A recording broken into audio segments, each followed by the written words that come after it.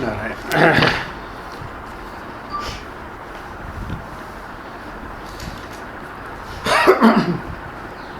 6 अप्रैल आनंद रस रत्नाकर। आज का पृष्ठ ध्यान योग से है, पृष्ठ संख्या 72 और 73, इन 2 पृष्ठों से आज की सामग्री ली है। आज का शीर्षक है दूसरे को सुधारने के लिए अपने को ठीक रखना जरूरी है।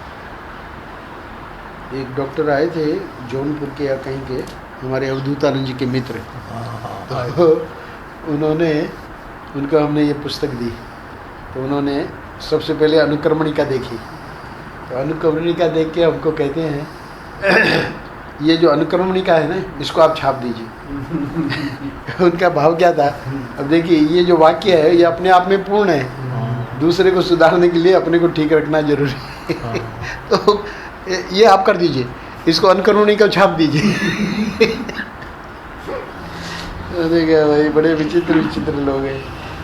तो कहने का मतलब यह है कि महर्षि का जो आज 6 अप्रैल के लिए, मतलब आनंद रस रत्नाकर के माध्यम से जो संदेश है हम लोगों के लिए, वो ये है कि हमारा ये जो प्रयास है दूसरों को सुधारने का, तो उसमें देखना ये है कि हम अपने में वो चीज़ें देखेंगे, अपने को ठीक रखना जरूरी है।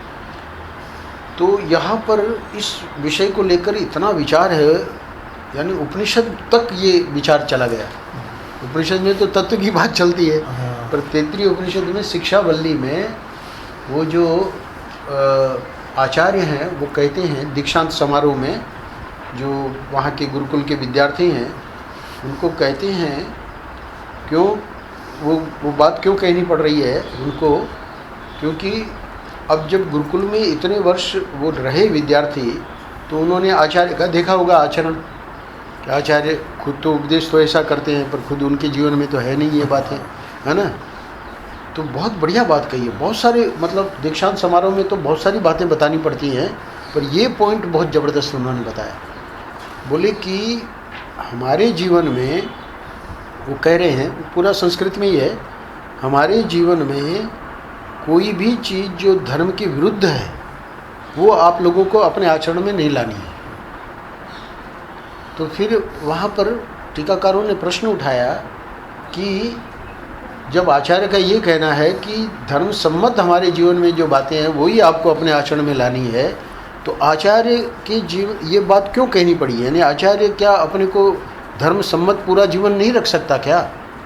तो पूरी शंकराचार्य जी ने समझाया है, पूरी शंकराचार्य जी ने इस बात को समझाया है कि आचार्य लोग जो होते हैं वो तो बहुत, मतलब उच्च साधना है ना उनकी। गुरुकुलों में पहले इन याज्ञवल्क्य के आदि जो आचार्य होते थे, 10-10 हज़ार विद्यार्थी होते थे एक एक गुरुकुल में, यानी इतना ज़बरदस्त तो उनकी प्रतिभा और उनका जो साधना और उनका कहना चाहिए, वो तो मतलब श्रोत्रिय ब्रह्मनिष्ठ महापुरुष होते थे। जैसे हमारे महाराज श्री और उड़िया बाबा, वो लोग आचार्यत्व करते थे। तो इसलिए उनके सामर्थ्य के कारण कोई ऐसी चीज़ दिख सकती है हम लोगों को उनके जीवन में, जो हम देखेंगे भाई हम भी ऐसा करें तो क्या है, हमारे जब आचार्य हमारे गुरुजी ऐसा कर रहे हैं हम भी ऐसा कर लें। अब हमको नहीं पता है कि वो निर्विकार हैं, गुरुजी के पास महिलाएं बैठी हैं, उनके चरण दबा रही हैं, उनका है ना, गोंदावड़ेकर महाराज के पास महिलाएं बैठी रहती थी, वो गप लगाते रहते थे। अब जो साधक आते थे, वो साधक यानी जो थोड़ा विद्वान और थोड़ा सा श्रद्धालु कम, तो वो देखता था कि ये हमारा गुरु क्या बनेगा, जिसको अभी इन लोगों से ही फुर्सत नहीं है, तो वो उनका सामर्थ्य नहीं जान रहा है। महर्षि के साथ ऐसा हुआ। भरतपुर के डॉक्टर आप शायद जानते होंगे, अब तो उनका शरीर नहीं रहा, उनको बहुत प्रामाणिक व्यक्ति ने बताया कि आप गुरु की खोज में हो, आप वृंदावन जाओ, भरतपुर तो रहते ही हो, और वो डॉक्टर रहे। वो स्वयं उन्होंने सुनाया हमको कि हम पहुँचे, क्योंकि हमको तो गुरु बनाना ही था। और उन्होंने इतना जब प्रशंसा की महर्षि की, तो जैसे ही वो अध्यात्म विद्या केंद्र के बाहर हम देखे तो एक सन्यासी वेश में, इधर तकिया गद्दे, और उस समय महर्षि कुछ पा रहे थे, तो चांदी के बर्तन। बोले कि वो देखते ही हमारी अश्रद्धा होगी कि ये हमारे क्या गुरु बनेंगे। ये सन्यासी हैं, सन्यासी को कैसे रहना चाहिए, क्योंकि सन्यासी का हमारे हृदय में क्या है, विरक्त, है ना, लंगोटी लगा के जैसे हमारे रमण महर्षि बैठे हैं यहाँ, है ना, ये हर एक यानी प्रत्येक हिंदू के हृदय में यही भावना है, वही हमारा गुरु बनने लायक है। बहुत बढ़िया बताया उन्होंने, डॉक्टर साहब ने, बोले कि हमारी तो अश्रद्धा हो गई, हम तो लौटने वाले थे पर हमारे साथ आए, बोले कि अब जब आ ही गए हैं तो थोड़ा रुक लो। फिर बाद में महाराज जी का जो सत्संग सुना तो हमारी तो मतलब आंखें खुल गई। हमने सोचा कि हम ये क्या देख रहे हैं, इसको देखने की ज़रूरत क्या है कि वो कैसे रहते हैं, क्या रहते हैं। इसलिए वहाँ दीक्षांत समारोह में आचार्य कहते हैं कि हमारे जीवन में जो तुम आचरण धर्म के विरुद्ध देखो वो तुमको अपने जीवन में नहीं करना है। पर वो तो आचार्य कह सकते हैं क्योंकि उनमें सामर्थ्य है, अथवा दो कारण दिए पूर्वी पीठाधीश्वर ने, एक सामर्थ्य के कारण भी और दूसरा स्वभाव के कारण। वो स्वयं अपने गुरु महाराज के बारे में पूर्वी पीठाधीश्वर कहते हैं कि कृपात्री जी महाराज को इतना गर्म दूध या जो भी दूध ही लेते थे प्राय क्योंकि लोग चाय वाय लेते ही नहीं थे, इतना गर्म दूध लेने की उनको वो थी स्वभाव उनका। वो लोगों को कहते थे कि भाई हमारी तुम नकल मत करना वो स्वभाव उनका। बहुत से ऐसे हमारे मित्र हैं वहाँ बेंगलोर में, आप शायद नहीं मिले हैं, फणिराज करके, अज्ञातवास में उन्होंने ही हमको बड़ा सहयोग दिया था। उनको बिल्कुल जो कॉफ़ी है गर्म चाहिए, थोड़ा सा भी रख दी और ठंडी हो गई नहीं चलेगी, तो वो स्वभाव होता है। तो स्वभाव उनका, हमारे मित्र की बात नहीं कर रहा हूँ, ये जो महापुरुष हैं, तो महापुरुषों में ये दो कारणों से हम देख सकते हैं कि भाई ऐसा क्यों कर रहे हैं। एक तो हो सकता है उनका स्वभाव है। पंडित राम किंकर जी कहते थे अपने बारे में, देखो भाई हम जो है बिना एयर कंडीशन के नहीं रह सकते, क्योंकि ये शरीर का ऐसा है ना स्वभाव हो गया है। तो स्पष्ट कहते थे, वो ये नहीं कहते थे भाई हमारी कमजोरी है या ये है या वो है, जो भी जैसा सोचे वो अपना स्पष्ट कहते थे। तो इस प्रकार आप देखेंगे कि स्वभाव को लेकर जो श्रद्धालु शिष्य हैं उनकी तो श्रद्धा वैसी ही बनी रहेगी, और जो नए हैं तो इसलिए मैंने भरतपुर वालों का सुनाया, और बाद में वो इतने ज़बरदस्त शिष्य बने महाराज के, वही व्यक्ति वो होता भी ऐसे ही है। इसीलिए परीक्षा भी ये एक प्रकार से ईश्वरीय परीक्षा है, क्योंकि परशुराम जी को जब उसमें क्या कहते हैं भगवान राम का वो जो हुआ परशुराम संवाद, तो वो तो बड़ा प्रसिद्ध है रामायण में। तो उसके बाद जब परशुराम जी बेचारे एक दृष्टि से हार गए, तो दोनों अवतार ही, तो उन्होंने फिर ये निर्णय लिया कि अब हम जंगल में जाएंगे। और जंगल में गए तो वहाँ किसी महापुरुष के पास, बहुत उच्च कोटि के महात्मा थे, उनके पास गए तो उन्होंने कहा कि तुम्हारे जो गुरु हैं वो हैं दत्तात्रेय। अभी देखिए मतलब परशुराम जी का अभी भी अवतार होने के बाद भी अभी भी गुरु वाला काम जो है बाकी है। तो बताया कि यहाँ तुम्हारे गुरु हैं और तुम वहाँ चले जाओ दत्तात्रेय, और वो तुमको अपना लेंगे। अब इन महात्मा के द्वारा जब पता लग गया तो अब परशुराम जी के हृदय में कोई प्रश्न ही नहीं था, कोई किसी प्रकार का संशय ही नहीं था। और वहाँ इतनी ज़बरदस्त उनकी परीक्षा हुई है। ये पुराण की कथा ओंकारेश्वर के रामानंद जी सुनाते थे कि जब वो पहुँचे हैं दत्तात्रेय जी के पास, तो वहाँ तो दत्तात्रेय जी कहाँ हैं। दत्तात्रेय जी के रूप में एक बैठे तो हैं कोई, और उनके बगल में देवी जी, सामने शराब, और इनको प्रामाणिक रूप से पता लगा कि ये दत्तात्रेय जी हैं। हाँ। तो ये भी परशुराम जी तो कम थोड़ी थे, सीधे साष्टांग दंडवत। अरे बोले हटो हटो, दत्तात्रेय जी ने कहा देख नहीं रहे हो मैं कौन हूँ ये जो दंडवत कर रहे हो तुम। बोले हमको उससे कोई मतलब नहीं है कि आप कौन हैं। अरे बोले देवी और ये सब शराब और तुम समझते नहीं हो, हटो यहाँ से हटो।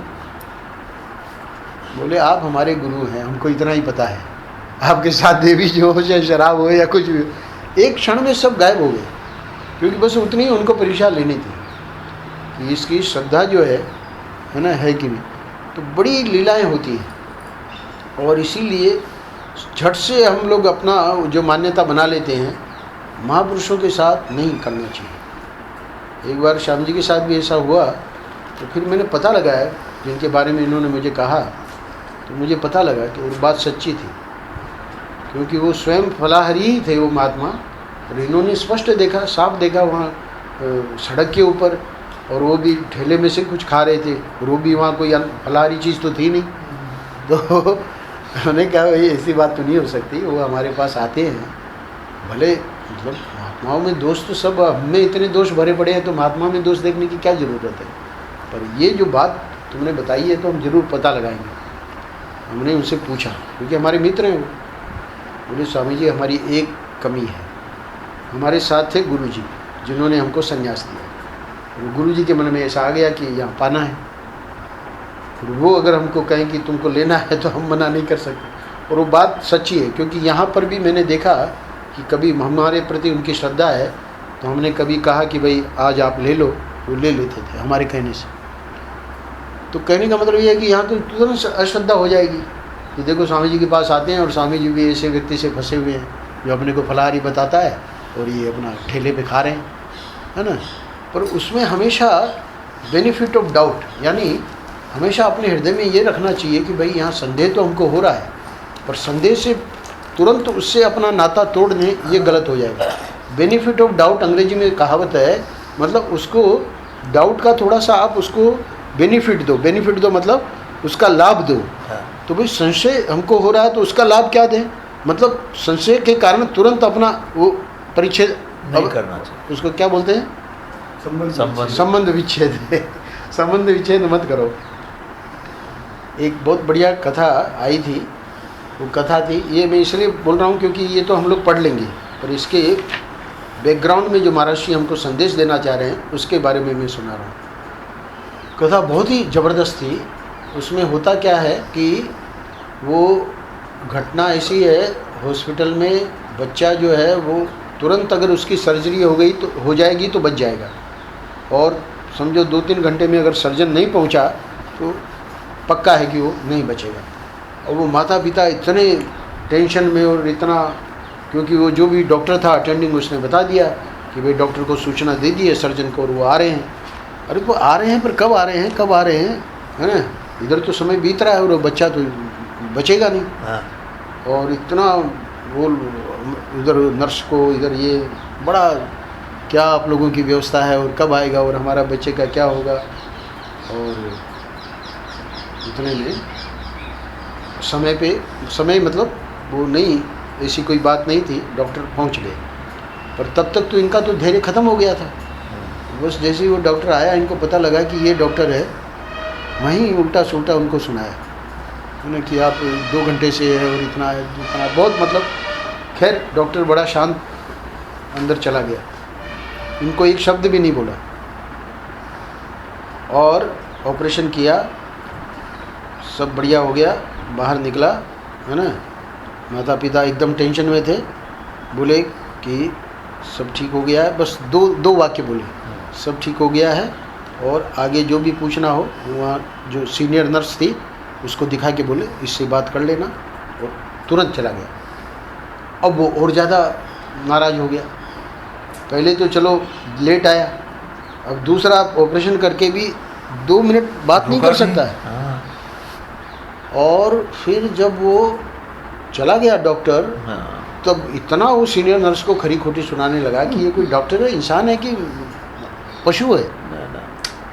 तब वो ये सब बातें उसके सुन के पिता की, वो नर्स के आंखों में आंसू आ गए, रोने लगी।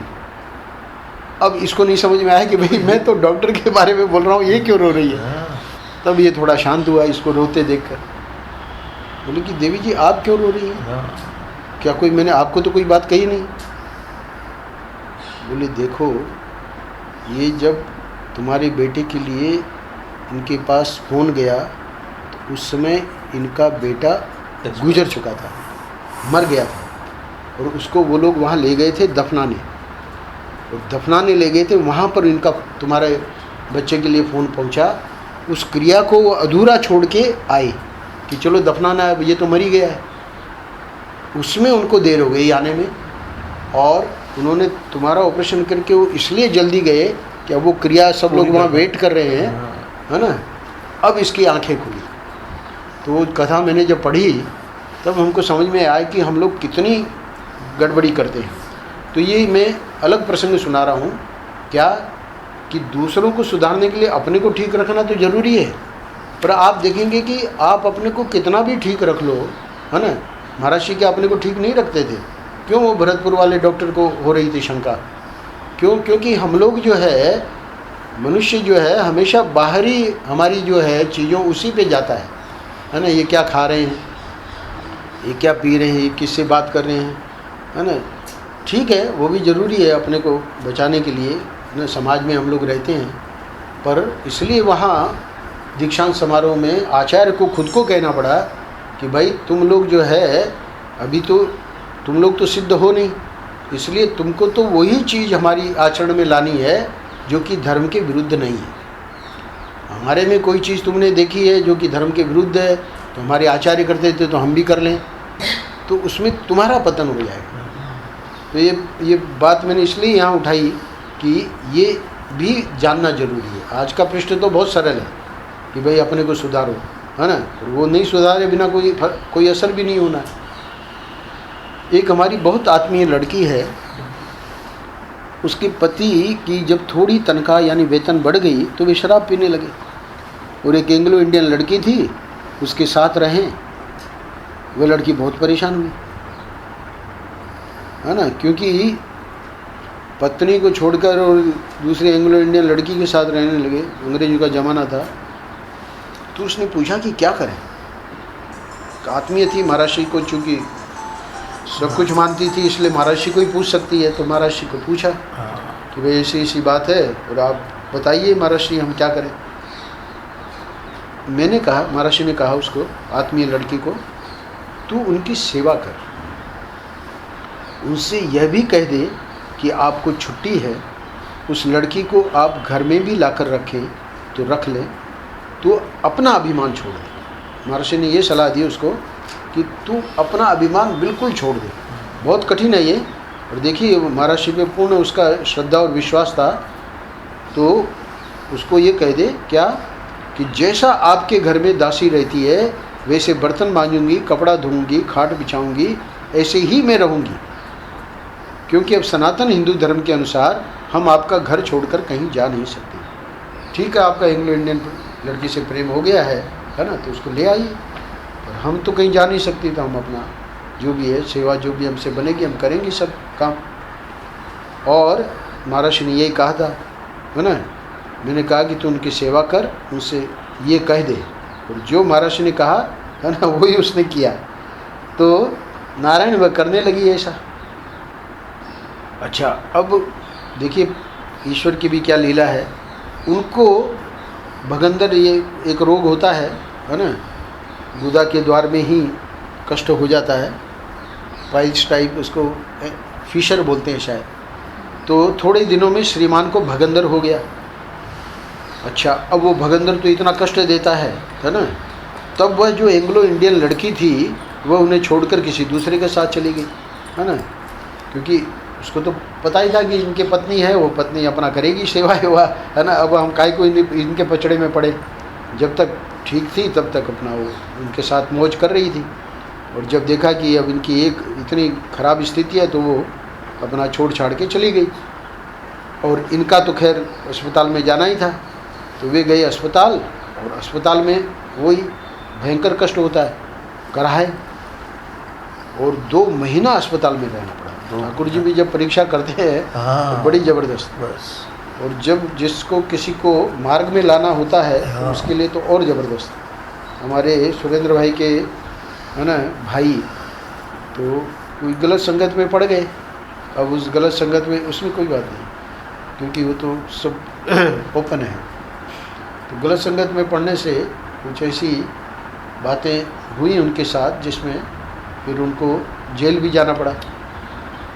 पर अब क्या है कि जब वो जेल में थे तब देखिए ठाकुर जी ने उनकी बुद्धि पलटी। वहाँ महाराज जी का साहित्य मंगवाया उन्होंने, वहाँ पढ़ने लगे जेल में, है ना। जबकि शुरू से ही भाई लोग कहते थे, उनको समझाते थे, है ना, पर वो समय आता है तभी होता है। अब इनका भी जब समय आया तो 2 महीना जब अस्पताल में रहना पड़ा, अब देखिए उनके जीवन का मोड़ बहुत ज़बरदस्त। वे कराएं और चिल्लावें, बड़ा भारी भगंदर। तब महाराज जी सुना रहे हैं एक दिन रात की क्या घटना हुई कि जब वे अस्पताल में बड़े ज़ोर से चिल्लाने लगे तो उनकी पत्नी ने कहा कि देखो, जब चिल्लाते ही हो तो भगवान जो करने वाले हैं सो तो होगा ही। मुँह से चिल्लाते ही हो तो आओ भगवान का नाम लें, मैं भी तुम्हारे साथ बोलती हूँ। तो दोनों मिलकर, और आगे बता रहे हैं महर्षि कि अब वे दोनों मिलकर हरे राम है ना, राम राम हरे हरे समझो मंत्र करने लगे, और थोड़ी देर में उनको नींद आ गई। बड़ा आराम मिला उस रात को, और उसके बाद ऐसा लगा कि रोग अच्छा हो रहा है। तब वह लेकर द्वादशाक्षर मंत्र की माला जपने लगे। लड़की ने उनको बताया, क्योंकि उस रात जब आराम मिला तो अब पत्नी से थोड़ा और विचार विमर्श हुआ, तो पत्नी ने कहा कि इस प्रकार से ये ओम नमो भगवते वासुदेवाय द्वादशाक्षर मंत्र है, तो उसकी आप माला भी जपो। तो लड़के ने बताया था, अभी तो गुरु से नहीं लिया था, पर आगे चल के 5-10 दिन में ठीक होकर अस्पताल से निकल आए। और महर्षि कह रहे हैं कि फिर मेरे पास आए, यानी दोनों पति पत्नी, और मुझसे लिया मंत्र और अपने सब पापों का प्रायश्चित किया। उनको स्वयं को ग्लानि हो रही थी, क्योंकि पत्नी के कारण ही उनको लगा कि भाई है ना, इतना बड़ा मेरे जीवन में मोड़ आया ना। ठाकुर जी को जब ये मोड़ लाना होता है, कोई न कोई निमित्त बन जाता है, तो इसलिए वो पापों का प्रायश्चित करने का भी उनका हृदय हुआ। महर्षि ने बताया कि भाई ऐसे ऐसे है ना, ये कर लो, तो इससे पापों का प्रायश्चित हो जाएगा। उसके बाद अब देखिए, एक बहुत महत्वपूर्ण बात महर्षि बता रहे हैं। क्या? उसके बाद ये तय हुआ कि जब रुपया उनके पास आएगा वेतन का, क्योंकि कहानी वहीं से शुरू होती है। उनके पति की जब थोड़ी तनख्वाह वेतन बढ़ गई तो वे शराब पीने लगे। तो ये जो रुपया है, अर्थ ही अनर्थ का कारण है ना। तो उसके बाद ये तय हुआ कि जब रुपया उनके पास आएगा वेतन का, तब लाकर वे लड़की को दे देंगे। यहीं से फिर पूरा परिवार जो है वो ठीक हो जाता है। असल में अब अंत में महर्षि को आज के पृष्ठ में जो उपदेश देना है वो हम लोगों को बता रहे हैं। असल में जो अपने हृदय को ठीक रखेगा वह तो धर्म में, भक्ति में, व्यवहार में सफल होगा, और जो अपने दिल को बिगाड़ लेगा वह तो अपने आप को ही बिगाड़ लेगा। तब दूसरे को सुधारेगा कहाँ से? फिर से मैं पढ़ रहा हूँ। असल में जो अपने हृदय को ठीक रखेगा, अब ये बात हमको अपने ऊपर है ना घटानी है। हमारा अपना हृदय ठीक है कि नहीं? बोले हाँ, हमारा हृदय ठीक है। तब महर्षि कह रहे हैं कि अगर तुम्हारा हृदय ठीक है तो तुम धर्म में भी सफल हो जाओगे, भक्ति में भी सफल हो जाओगे, और व्यवहार में भी सफल हो जाओगे। चलो, ये तो बहुत बढ़िया आपने बता दिया, पर समझो कि किसी कारण से है ना, किसी अंश में हमारा दिल बिगड़ा हुआ है, किसी व्यक्ति को लेकर ही समझो, है ना। तो उतने अंश में धर्म, भक्ति और व्यवहार में जो सफलता चाहिए हमको, है ना, उसी में विघ्न आ जाएगा। तो जो अपने दिल को बिगाड़ लेगा वह तो अपने आप को ही बिगाड़ लेगा, है ना। अपने दिल को बिगाड़ने का मतलब है कि अब ये धर्म और भक्ति और ये व्यवहार जो है वही तो हमारा ठीक होना चाहिए था, पर दिल ही बिगड़ा हुआ है। तो बिगड़ा हुआ दिल जो है वो हर जगह शंका करता है, अरे ये सब ऐसे ही होते हैं, सब ने दुकानदारी कर रखी है, सब ऐसे ही है। तो ऐसा नहीं है। बहुत बहुत गजब की बात है। ये जितने बड़े बड़े संस्थान हैं उनके मूल में आप देखो कितनी तपस्या रही होगी उन महापुरुषों की, कि इतना सब करके आज जिस स्थान में हम लोग बैठे हैं, कितना भी प्राचीन उनको नहीं पता है। चलो 100 साल, 2 साल, 200 साल, कल तो आए थे गिरीशानंद जी, तो किसी को बता रहे थे 250-300 साल पुराना। तो उससे अपना कोई मतलब नहीं है, पर जिसने भी इस वस्तु को बनाया है, आज देखिए हम लोग यहाँ बैठ के आराम से, है ना, कोई किसी प्रकार का कोई विक्षेप नहीं है, कोई डिस्टर्बेंस नहीं है, आराम से आप अपना करो, है ना।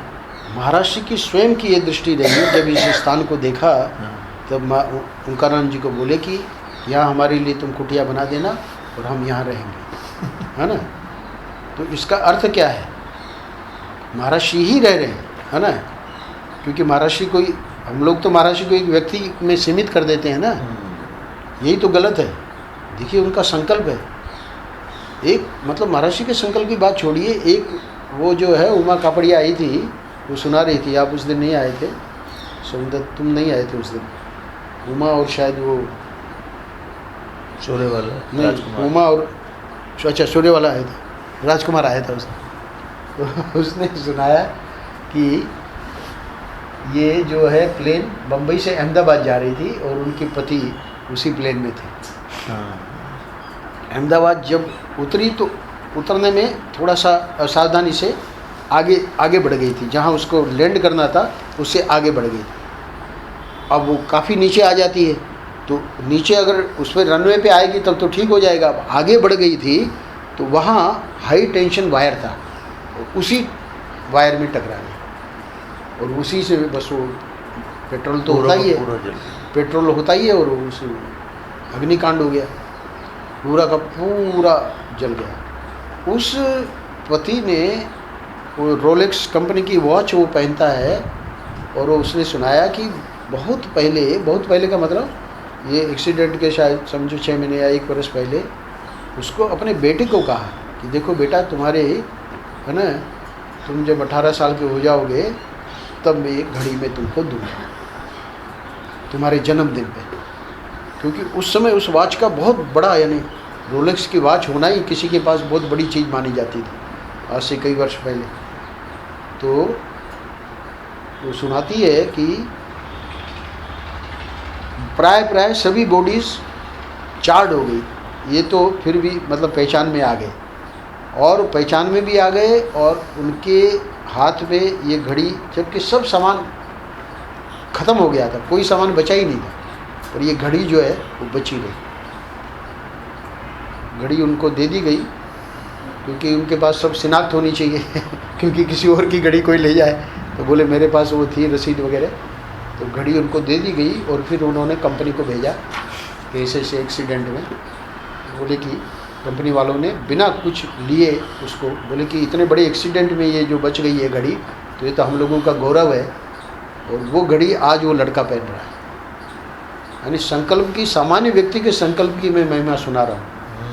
महाराज जी ने जो ये संकल्प किया है ना, तो इसका अर्थ है कि ये स्थान जो बनाए हैं जिन लोगों ने, तो उनके प्रति हम लोगों का कितना भाव होना चाहिए। ऐसे ही आज भी जो कार्य कर रहे हैं है ना समाज का, तो प्राय दृष्टि रहती है कि अरे ये काहे का समाज का कार्य कर रहे हैं, ये तो सब अपनी है ना स्वार्थ का है।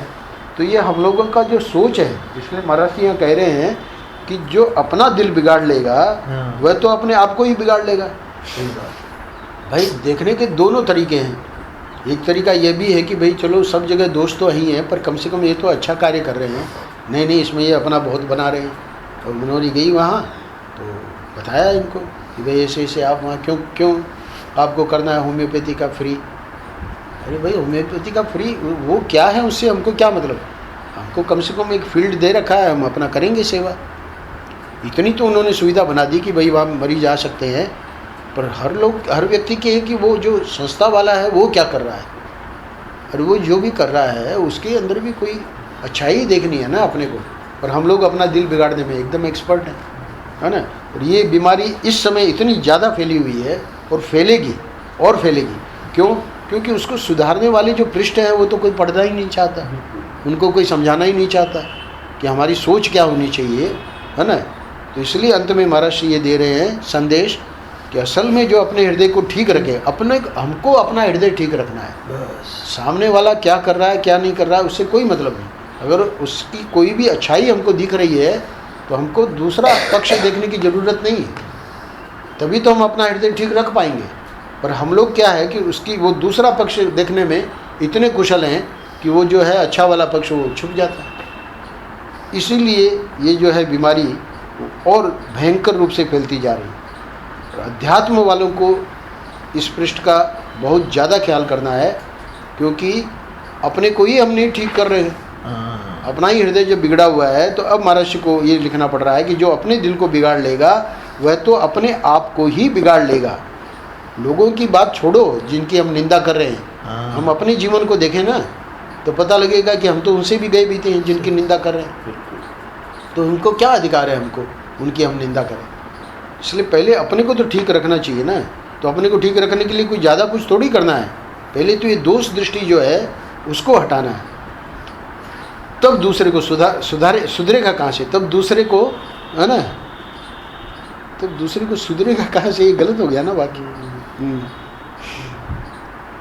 सुधारेंगे कहाँ से, सुधारेंगे कहाँ से, है ना, तब दूसरे को सुधारेंगे कहाँ से होना चाहिए। ध्यान नहीं गया, ये कितनी बार पांचा छठा आवृत्ति हो रही है। दूसरे है इसमें ठीक हो गया, हो जाएगा नहीं इसमें ठीक हो गया, सुधारेगा इसमें। अच्छा आप वाले में, इसमें ठीक, अच्छा मेरा ऐसे कैसे पुराने एडिशन में सुधारेगा कहाँ से, तब दूसरे को सुधारेगा कहाँ से, यहाँ सुधारेगा, सुधारेगा। नहीं मैं ही गलत पढ़ रहा हूँ, हमारे में भी सुधारेगा ठीक है, सुधारेगा ही है, वह तो अपने आप को ही बिगाड़ लेगा, तब दूसरे को सुधारेगा कहाँ से। दूसरे को सुधारने के लिए अपने को ठीक रखना तो जरूरी है ना। महाराज से पूछ रहे हैं तो उनको कहना चाहिए हाँ महाराज। क्या कह रहे हैं, फोन आ रहा है रतन लाल जी का, आप अपना कर लो ना बात, क्या कहूँ, जो भी आपको कहना कहिए।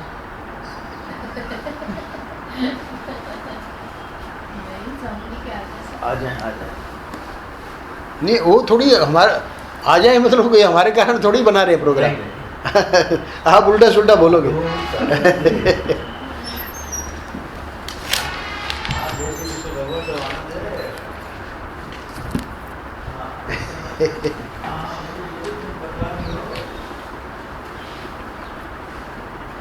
वो आप रखना उपाध्याय जी अपने पास, है ना, प्रतिदिन का मतलब जो तारीख है वो तो पढ़ ही लेना, और आगे पीछे भी जब आपका सेव कैसे बीच वाले नंबर से करते हैं? मन